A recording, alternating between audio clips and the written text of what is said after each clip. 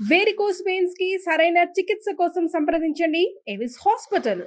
నమస్తే రమగారు. నమస్తే జయ. రమగారు, కాశీ మజిలీ కథలు ఇవి సిరీస్ లో చెప్పుకుంటా ఉన్నాం కదా, ఈ రోజు చెప్పే స్టోరీ ఏంటండి? తెనాలి రామకృష్ణుడి సంగతి చెప్తున్నా. మందారవల్లి. సరే, ఈ మందారవల్లి సభలోకి వస్తుందని, ఆవిడని జయించడం చాలా కష్టమని తెలుసుకున్నారు వీళ్ళు. అయితే ఈయనేం చేశారంటే, భట్టుమూర్తి రామలింగాన్ని పక్క పెట్టండి, మేమే చేసేస్తాం అంతా, నేనే చేస్తాను, నేనే చూస్తాను అన్నాడు. అనేసరికల్లా కానీ ఆయనకి తెలిసిపోయింది ఈ అమ్మాయితోటి మన వల్ల కాదు అని.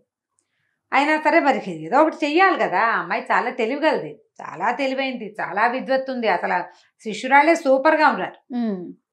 అయినా సరే రెడీ అయ్యారు. సరే, మర్నాడు ఈ సుభద్రుడు వచ్చి ఆ రోజు జరిగిన వ్యవహారాన్ని రామలింగడికి చెప్పాడనమాట. ఏం జరిగింది, సభకి రావద్దన్నారు రామలింగడికి.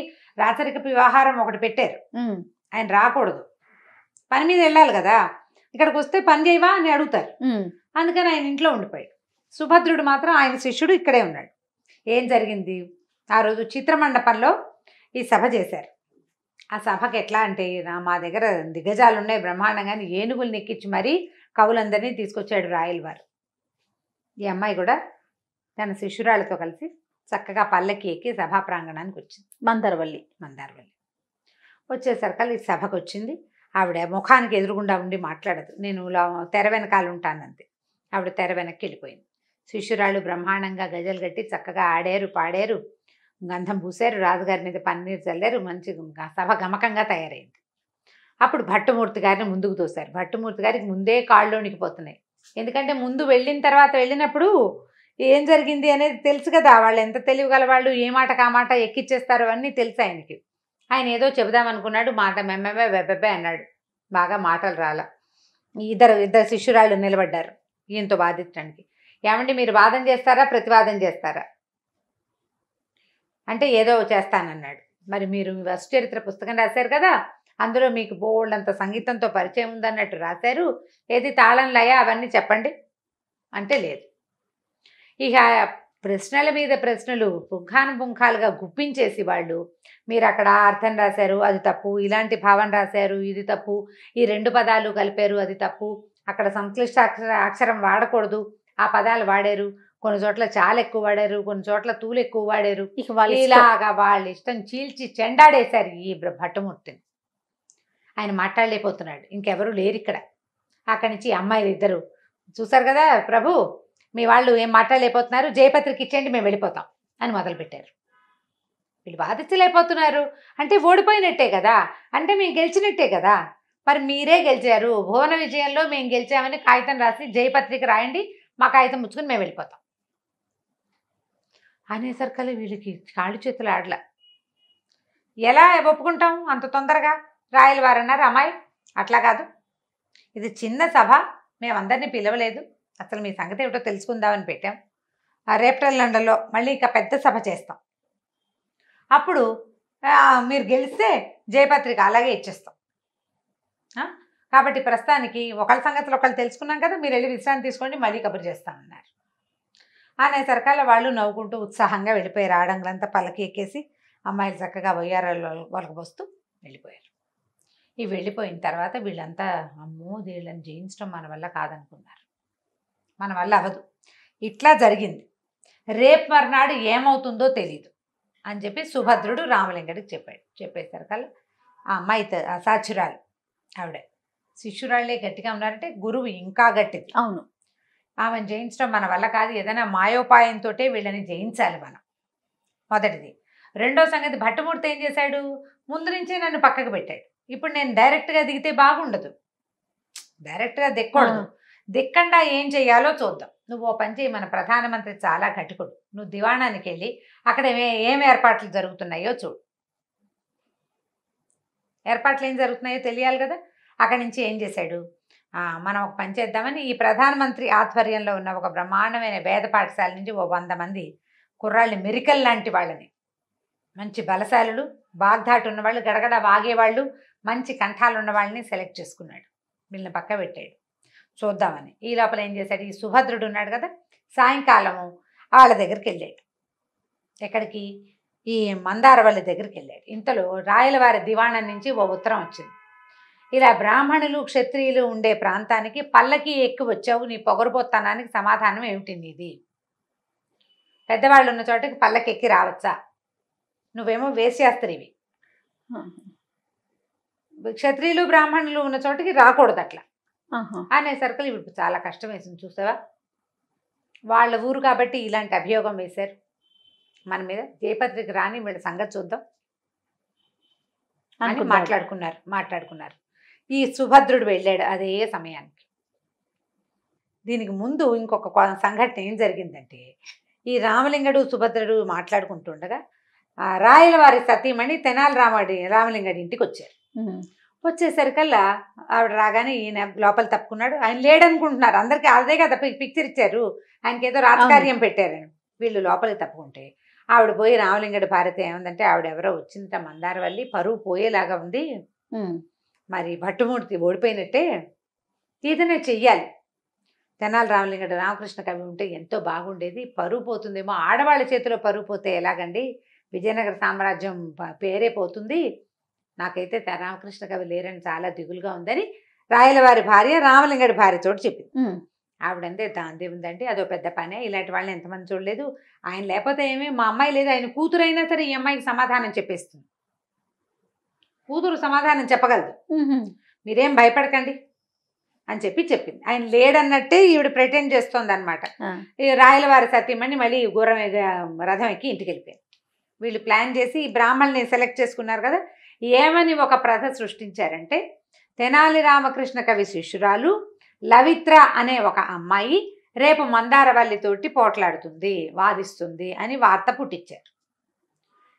ఆవిడేం చెప్పింది, ఆయన కూతురైనా చేస్తుంది అని చెప్పింది కదా, రామలింగడికి కూతుళ్ళు లేరు, కూతురు అంటే శిష్యురాలు అనమాట అని ఆవిడ రాణిగారి చెలికత్తలు చెప్పుకుని మాట్లాడేసుకుని వదిలేశారు.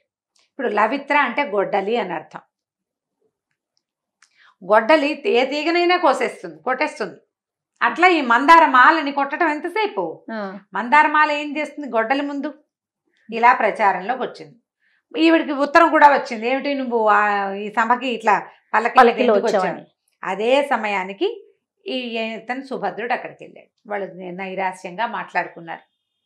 చూసావా ఎంత వాళ్ళ ఊరు కాబట్టి ఇలా దొంగ మాటలు మాట్లాడుతున్నారు, జయభద్రకు వచ్చాక చెప్దాం అంటే ఈ లోపల ఇంకొకటి వచ్చి ఒక ఆవిడ వచ్చి, ఆ లవిత్రని ఆవిడెవరినో దించుతున్నట్టండి, రామకృష్ణ కవి శిష్యురాలట, ఆవిడ సూపర్, చాలా గొప్పగా చెప్పుకుంటున్నారు, అసలు రాణిగారి చిలకత్తలంతా తలకిందులైపోతారు, ఇంకేముంది రేపు పొద్దున మాల పని అయిపోయిందని చెప్పుకుంటున్నారు అనేసరికల్లా గడదు గుడ్డు కదా, మామూలు తీగనైతే లవిత్రం కొట్టేస్తుంది, ఉక్కు తీగ నన్నేం చేస్తుంది అమ్మాయి అని ఇలా మాట్లాడుకున్నాక ఇంతలో ఏమైంది, సుభద్రుడు ఏమని వెళ్ళాడు, నేను పూజారిని చెప్పి వెళ్ళాడు అక్కడికి. మీకోసం ప్రసాదం పట్టుకొచ్చానమ్మా, ఇక్కడ సావిత్రి అమ్మవారి దేవాలయం ఉంది, ఆ దేవాలయంలో ఉన్న అమ్మవారే రామకృష్ణ కవికి అలాంటి ప్రజ్ఞ రావడానికి కారణం, పూజారిని ప్రసాదం పట్టుకొచ్చాను అనేసరికల్లా సరే రామకృష్ణ కవికి అంత ప్రజ్ఞ ఎలా వచ్చింది, ఆయన ఏం కావ్యాలు రాశాడు, సభలో ఆయన పరిస్థితి ఏమిటి, ఆయన ఇప్పుడు లేడా, ఆయన శిష్యురాలు ఎవరో మీకు తెలుసా, ఇలా ఇన్ని మాటలు మాట్లాడుకున్నారు. చాలా గొప్ప శిష్యురాలని, చాలా బాగా వచ్చని, అమ్మాయి చాలా గొప్పదని, అమ్మాయి కూడా ఘోషాల్లోనే ఉంటుందని, అదని ఇదని చెప్పి వాళ్ళని కొద్దిగా ఇంకా కొంచెం భయం వేస్తున్న వాళ్ళని ఇంకా దింపి ఈ సుభద్రుడు ఇంటికి వచ్చేసాడు. మనం ముందే చెప్పుకున్నాం, రామకృష్ణుడు 100 మంది మెరికల్ లాంటి వాళ్ళని రెడీ చేసుకున్నాడని. మర్నాడు పొద్దున సభ రండి అని ఉత్తరం పంపారు. మళ్ళీ మందారమాల యథావిధిగా వచ్చి తెర వెనకాల కూర్చుంది, ఆవిడ శిష్యురాళ్ళు రంగంలోకి దిగారు. ఈయన ఇలా రామకృష్ణ కవి రాలేదుగా, రాకూడదు, లవిత్ర పేరుతో ఆయన ఆ స్త్రీ రూపంలాగా వెళ్ళి తెర వెనకాల కూర్చున్నాడు. మగవాడే, అమ్మాయి కనపడదు, ఆవిడ సభలోకి రాదు, ఈవిడ రానప్పుడు ఆవిడ మాత్రం వస్తుంది, ఆవిడే రాదు. చేరుకో తెర పక్కన కూర్చున్నారు అటొకళ్ళు ఇటొకళ్ళు. అక్కడి నుంచి ఈ 100 మంది వేద పండితులు కుర్రాళ్ళని దించారు రంగంలోకి. ఆవిడ శిష్యురాళ్ళు రాగానే చక్కగా సౌందర్యంగా పాటలు పాడి డ్యాన్సులు చేశారు కదా. ఈ శిష్యులు అన్నారు, ఇదేమిటి పండిత సభ, ఏమన్నా నృత్య సభ, ఈ డ్యాన్సులు ఏమిటి, ఈ పాటలు ఏమిటి, మీకు ఏమన్నా విద్య వచ్చా ఈ డ్యాన్సులైనా, ఇలా అంటే చిన్న పుచ్చుకుంటారు కదా, దాంతో కొంచెం దిగిపోయారు వీళ్ళు. అలా కాదన్నారు, ఏదో సంగీతం పాడారు, సంగీత సభ కాదు ఇది, సంగీత సభ కాదు, ప్రార్థనలు కీర్తనలు మేము చేయక్కర్లే, మా సభలో మేము చేసుకుంటాం, మీరేం చేయక్కర్లేదు, ఇంతోటి డ్యాన్సు ఇంతోటి సంగీతం మాకు లేక, మా ఊళ్ళో బోల్డ్ మంది ఉన్నారు ఇలాంటి వాళ్ళు, అనేసరికి అలా అవతల వాళ్ళు ఏమైపోతారు, దిగిపోతారు. ఆ, కొంచెంగా మెతకబడ్డారు వీళ్ళు. అక్కడి నుంచి వాదాలు ఉపవాదాలు రకరకాలు చేశారు. ఈ లవిత్ర ప్లేస్లో కూర్చుని ముసుగేసుకుని కూర్చున్న రామకృష్ణ కవి బ్రహ్మాండంగా ఏదో రాశాడు. రాసి ఈ లిపి ఏంటో చెప్పండి అని ఆ కాగితం ఇచ్చారు. అదేమిటో తెలీదు. ఎంతసేపు చూసినా అది తమిళం కాదు, కన్నడం కాదు, మలయాళం కాదు, తెలుగు కాదు, హిందీ కాదు, సంస్కృతం కాదు. బ్రహ్మలిపి ఇది, మీకు అర్థం కాదంటారు. వీళ్ళు చదివేస్తారు, ఈ కుర్రాళ్ళు గడగడా చదివేస్తున్నారు. అదే కాగితం వాళ్ళ చేతికిస్తే అక్షరం ముక్క అంతుపట్టడల్లా. తెలుగే అట్లా రాశాడు అంతే. దాంతో కొంచెం తలకిందులయ్యారు. ఇంకొక శాస్త్రం అన్నారు, తర్కం అన్నారు, మీమాంస అన్నారు. ఏం చేసినా వీళ్ళేమో ఆ అమ్మాయిలేమో అందగత్తెలు, సౌందర్య రాసులు, సన్నగా బొమ్మల్లాగా 16 ఏళ్ళు 18 ఏళ్ళ అమ్మాయిలు. ఈ వేద పండితుల కుర్రాళ్ళు బాగా పోత నుంచి ఒక్కొక్కడు బ్రహ్మాండంగా లావుగా పొడుగ్గా ఉన్నవాళ్ళు, మంచి కంఠాలు, స్ఫురద్రూపులు. మీదకి వస్తారు దగ్గరికి. మగవాళ్ళు మీదకి వచ్చేసరికల్లా ఆడపిల్లలు బెదురుతారు కాస్త. పెద్ద పెద్ద గొంతులు వాళ్ళకి. వేద పండితులకు సహజంగానే కంఠాలు చాలా పెద్దవి ఉంటాయి. ఆ వేదం ఉచ్చైశ్వర స్వరంతో చదువుతారు కదా, మనుషులు భుజాలు అవి బలిసి బాగా బలంగా కనపడతారు. రొమ్ము బలుస్తుంది వేదం చదివితే అంటారు. ఎందుకంటే మంచి ఈ పవర్ ఉంటుంది, లంగ్ పవర్ పెరుగుతుంది గట్టిగా చదవటం కదా.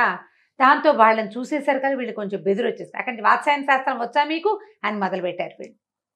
సభలో వాత్సాయన శాస్త్రాల గురించి ఏ ఆడపిల్లలు మాట్లాడతారు? శాస్త్రాలు తెలిసిన వాళ్ళైనా మాట్లాడలేకపోతారు. పైగా అందరూ పిల్లలే వాళ్ళు, అందులో పెద్ద ముదురులు ఎవరు లేరు. దాంతో కొంచెం బెదిరారు, తగ్గిపోయారు. ఆ బంధం తెలుసా, ఈ శాస్త్రం తెలుసా అని వాళ్ళు అడగటం, వీళ్ళు ఒక్క సమాధానము చెప్పలేకపోవటం. గుటకలు మింగేశారు. ఇంతలో ఈ లవిత్ర కబురు చేసింది, మీరు స్త్రీయే, మేము స్త్రీయే, ఎలాగో తెరవనికే ఉన్నాం, మనిద్దరం తెరవనికే మాట్లాడుకుందాం. ఇప్పుడు శిష్యురాళ్ళు, మీ శిష్యురాళ్ళు మా శిష్యులు వాదించుకున్నారు, గెలవలేదు, ఓడలేదు. కొన్ని వాళ్ళకి తెలుసు, కొన్ని వీళ్ళకి తెలుసు. వీళ్ళు అడుగుతున్న ప్రశ్నలకు మీ వాళ్ళు సమాధానం చెప్పలేకపోతున్నారు. ఫైనల్గా మీరు మాతో వాదించండి. ఎలాగో స్త్రీలు స్త్రీలు కదా, తెర వెనకాల కూర్చుని మనిద్దరం వాదించుకుని తేల్చుకుందాం అనగా నీవిడ ఒప్పుకోలే. కుదరదండి, నేను వాదించనండి, స్త్రీలతోటి కూడా నేను వాదించననేసింది.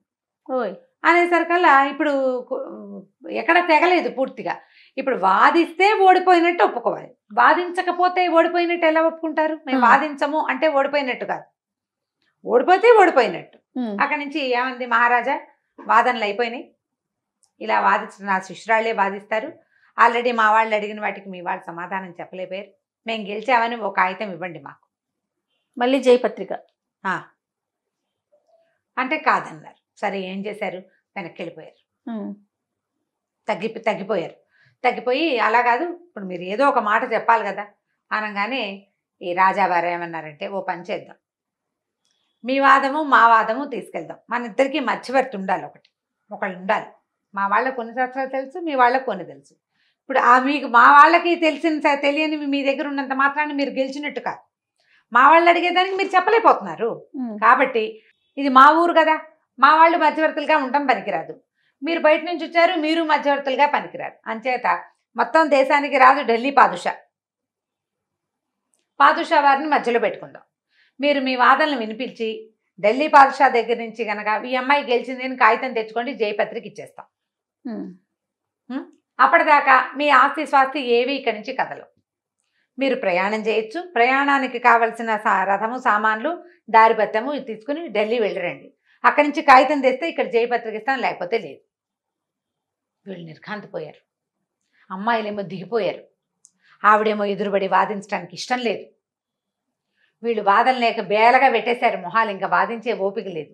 మాకు జయపత్రిక వద్దు అని వెళ్ళిపోతే వీళ్ళంతా హేళన చేస్తారు. కావాలి మనకి ఈ కావాలంటే ఢిల్లీ వెళ్ళాలి. ఏం చేయాలి? ఈ కుర్రాళ్ళు అరిచేర్చి కేకలు పెట్టి ఎక్కిరిస్తున్నారు ఆల్రెడీ. నీకు అవతల వాళ్ళు ఎక్కిరిస్తుంటే దిగిపోతారు కదా వీళ్ళు. దాంతో వీళ్ళు ఏం చేశారు, సరే ఇవాళకి సభ ముగిసిపోయింది, మీరు కావాలంటే ఢిల్లీ వెళ్ళి కాగితం తెచ్చుకోండి. మీరు ఇక్కడి నుంచి వెళ్ళిపోతారా, ఢిల్లీ వెళ్ళి కాగితం తెస్తారా? ఢిల్లీ వెళ్తాము అంటే మీరు తెచ్చుకున్నారు మంది మార్బలం 30-40 మంది ఆడపిల్లలు, కొన్ని బళ్ళ కొద్దీ జయపత్రికలు, బోలెడన్ని బళ్ళు సామాన్లతోటి వచ్చింది ఆవిడకి. ఎంత సామ్రాజ్యాన్ని తెచ్చుకొచ్చిందో తనతో పాటు. ధనకనక వస్తువాహనాలు ఏవి తీసుకెళ్ళకూడదు. మీకు బండి ఇస్తాం, భోజన సదుపాయానికి కావాల్సిన డబ్బులు తీసుకెళ్ళండి, అంతే. సరే వీళ్ళు ఇంకా తమ బసకి తిరిగి వచ్చేసారు. ఇక చాలా దిగులుగా ఉంది వాళ్ళకి. ఏమిటర్రా వాళ్ళు మాట్లాడుతుంటే మీరు వాదించరేమిటి, మీకు విద్య రాదా, ఇంత చదువుకున్నారు, నేను ఎంత చదువుకున్నానో అంత మీకు చెప్పా కదా అంటే, అది కాదండి పోతరించిన ఎద్దుల్లాగా ఉన్నారు ఒక్కొక్కళ్ళు, వాళ్ళు మీదకి వచ్చి మాట్లాడుతుంటే ఏం చెప్పాలి, వాడు మీదకి వస్తుంటే నోట్ల నుంచి మాట రావటల్లా, ఆడపిల్లలు బెదిరిపోతారు. తర్వాత వాడేమో వాత్సాయనం అంటాడు, కామశాస్త్రం అంటాడు, ఏం చెప్తే ఏమవుతుందో తెలీదు. పోనీ నేను కొంచెం చదువుకున్న సమాధానం చెప్తే వాడు నలుగురిలో నన్ను చిన్నపుచ్చితే చదివావా ప్రాక్టికల్స్ అని అడిగితే నేనేం చెయ్యాలి, అందుకని సమాధానం చెప్పలేకపోయాం అనేసరికి ఈవిడ నెత్తి మీద చేయి పెట్టుకుంది. తెనాలి రామకృష్ణుడే ఖచ్చితంగా ఆ తెర వెనకాల ఉన్నవాడు, లవిత్ర కాదు, ఆడది కాదు, మగవాడే అని పెట్టేసి ఆయనదే ఈ ప్లాను, ఆయనదే ఈ తెలివంతా. ఇప్పటి వరకు చాలా కథలు ఇలాంటివి విన్నాం.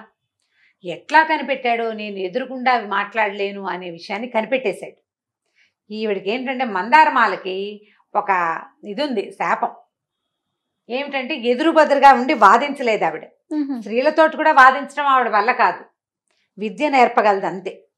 ప్రతిసారి ఆవిడ నేర్పించిన విద్యతోటి శిష్యురాళ్లే పోట్లాడారు తప్ప ఎక్కడా ఏ సభలోనూ ఆవిడ మాట్లాడలే. ఆయన ఎట్లా జాడలు తీశాడో ఈ అమ్మాయి ఎదురుబడి మాట్లాడదు అనే విషయాన్ని కనిపెట్టేశాడు తెనాలి రామకృష్ణుడు.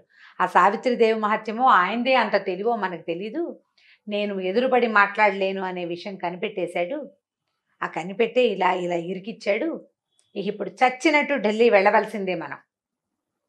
పైగా మన మంది మార్బలం అంతా ఇక్కడే ఉంటుంది, విజయనగరంలోనే. ఇక్కడి నుంచి ఢిల్లీ వెళ్ళాలా, ప్రయాణానికి డబ్బులు ఇస్తారు, దారి భత్యం ఇస్తారు, ఒక బండి ఇస్తారు. ఏం చేస్తాం, పోనీ అక్కడైనా ఎవరైనా తెలిసిన వాళ్ళని పట్టుకుని ఓ మంచి కాగితం రాయించుకోగలిగితే ఏమి లేదు. ఇప్పుడు మనం చేస్తాం కదా రికమెండేషన్, సరిగ్గా రికమెండ్ కనుక చేయించుకుంటే అప్పుడు ఏదైనా ఒక కాగితం వస్తుంది, అప్పుడు మనం ఇక్కడి నుంచి కదలచ్చు. లేకపోతే మనం తీసుకెళ్ళలేము, ఓడిపోయామని ఒప్పుకోవాలి. సరే ఎవరు వస్తారు మీతో అంటే, నాతో ఎవరు వస్తారు అని అడిగింది. ఒక్క అమ్మాయి కూడా రాననేసింది. ఏ పిల్లలకి ఢిల్లీ వెళ్ళటం ఇష్టం లేదు, కడుపులో చాలా కదలకుండా ఇక్కడే ఉందామనుకున్నారు. అయితే ఈవిడికి చిన్నప్పటి నుంచి ఒక చెలికత్తుంది, చదువుకుంది, ఈ అమ్మాయి దగ్గర చదువుకుంది. ఆ అమ్మాయి కూడా ఇలాంటి కుల వృత్తిలో ఉన్న అమ్మాయి, వృత్తి లేదు వాళ్ళకి, విద్య ఉంది. ప్రియంవద ఆ అమ్మాయి పేరు. సరే ప్రియంవదంది, మనకు తప్పుతుందా, నీకు తప్పదు నాకు తప్పదు, వీళ్ళంతా శిష్యురాళ్ళు, ఏ దేశం వాళ్ళని ఆ దేశం పంపేస్తాము, సరే పద మన ఇద్దరం వెళ్దాం అని చెప్పేసి ఓ బండి పుచ్చుకొని బయలుదేరదాం అనుకున్నారు వాళ్ళు. ఇంతలో ఏమైంది, ఎప్పుడైతే ఈ గొడవ వీళ్ళంతా వెళ్ళిపోయారో, ఈ తెనాలి రామకృష్ణుడే ఈ లవిత్ర ప్లేస్లో ఉండి ఇలా మాట్లాడి వీళ్ళని ఓడించాడనే సంగతి తెలుసుకున్నారు సభలో ఉన్న వాళ్ళు, పెద్దవాళ్ళంతా. అప్పుడు అందరూ కలిసి వచ్చి ఆయనకి థ్యాంక్స్ చెప్పారు. బాబు మంచి పని చేసావు, మన పరువు నిలబెట్టావు మరి అని చెప్పి భట్టుమూర్తి ఏమన్నాడు, నన్ను క్షమించండి పొరపాటు చేశాను నేనని భట్టుమూర్తి కూడా సారీ చెప్పేశాడు. రాయల వారు ఏమన్నారంటే, నిజానికి అమ్మాయి తెలివిగలది, మనమే ఓడిపోవచ్చు ఆ అమ్మాయితో సరిగ్గా వాదానికి కనుక దిగితే. ఇప్పుడు ఢిల్లీ వెళ్ళిరా అని ఒక ఇది పెట్టాం, అక్కడికి వెళ్ళి కాగితం తెస్తే చచ్చినట్టు జయపత్రిక ఇవ్వాల్సి వస్తాం. కాబట్టి నీకు ప్రయాణానికి కావాల్సిన ఏర్పాట్లన్నీ చేస్తా, ఎక్కడా నీకు ఇబ్బంది లేకుండా. ఢిల్లీ వెళ్ళి ఆ అమ్మాయి ఆ కాగితం తేకుండా చెయ్యాలి, నువ్వు తేనియద్దు, నువ్వు ఏం చేస్తావో నీ తెలివి నువ్వు ఉపయోగించి ఆ పని చేయమని సుభద్రుడితో కలిసి నువ్వు వెళ్ళమని రామలింగడికి చెప్పాడు. సుభద్రుడితో కలిసి వెళ్ళమనపై నీతో కావాల్సిన వాళ్ళని తీసుకెళ్ళమన్నారు. ఈసారి ఈయనేమనుకున్నాడు, తనకు ముందు నుంచి శిష్యుడు, తనకు చాలా ప్రీతిపాత్రుడైన సుభద్రుడిని తనతో పాటు తీసుకుని బండి, కొంత బళ్ళు, కొన్ని పరివారంతో కలిసి కొంత ధనంతో ఈయన ఆగమేఘాల మీద ఢిల్లీకి బయలుదేరాడు. వాళ్ళు బయలుదేరారు, వీళ్ళు బయలుదేరారు. దీనికి దగ్గర దారులు అవి పెద్దగా ఏమి లేవు, అదే బళ్ళ మీద ప్రయాణమే, కొంచెం పెద్ద బళ్ళు, మామూలు బళ్ళు, కొన్నేమో రథాలు, కొన్ని ఎడ్ల బళ్ళు, అవే తేడా. వాళ్ళు వీళ్ళు కూడా బయలుదేరారు. ఈ దిక్క నుంచి ఢిల్లీ వెళ్లే లోపల ఎట్లా వీళ్ళు కలిశారు, ఏం జరిగింది అనేది మనం వచ్చే భాగంలో తెలుసుకుందాం. తప్పకుండా అండి, చాలా ఇంట్రెస్టింగ్ ఉంది రమ్మగారు. ముందు ముందు కూడా మధ్య మధ్యలో వీళ్ళు ఎక్కడెక్కడ ఏమేమి పనులు చేశారు, కొన్ని రహస్యాలు, కొన్ని తెలివి తక్కువ పనులు, కొన్ని తెలివైన పనులు కనిపిస్తాయి ఇంకా. ఓకే, నమస్తే అండి రమ్మగారు, థ్యాంక్ యూ. ఇక ఈ వీడియో కనుక మీకు నచ్చినట్లయితే లైక్ చేయండి, షేర్ చేయండి. మరిన్ని ఇంట్రెస్టింగ్ వీడియోస్ కోసం మా ఛానల్ని సబ్స్క్రైబ్ చేసుకోండి.